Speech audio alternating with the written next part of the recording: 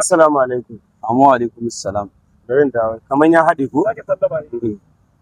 Assalamu alaikum. Amma alaikum salam. Suna na Abdullahi Mai Kano, ina tare da wani. Kana tare da Lil'iti Rafa na gidan Abala kuma dangata.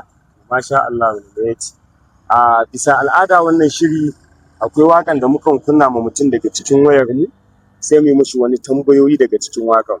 Idan ya bada amsa daidai dan a tuna ma mutane waɗannan waƙoƙin da muke sawa to har kyauta muna yi. Saboda haka kai ma kamar kullum bari ka ji wakan da za mu sa ma. Wani ikon cin wannan kyautan?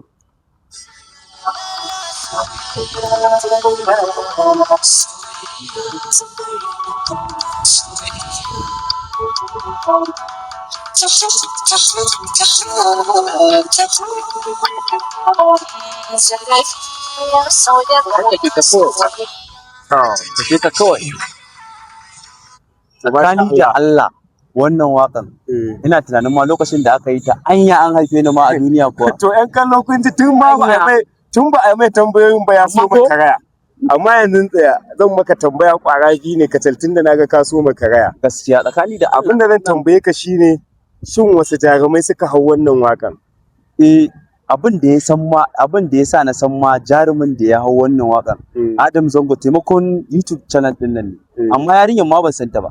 Tsakani da Allah ban san ta ba. Amma dai na san dai fuskan Adam Zango. To a wani shekara aka yi wannan waƙan? Gaskiya yan comment section ku ne za ku taimake ni ku bani ansan wannan da aka mu. Ku sa mana a comment section. To kun ji yan comment section.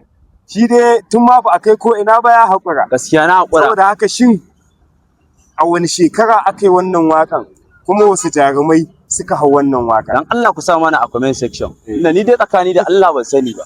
Assalamu alaikum. Amma alaikum salam. Nagode. Insha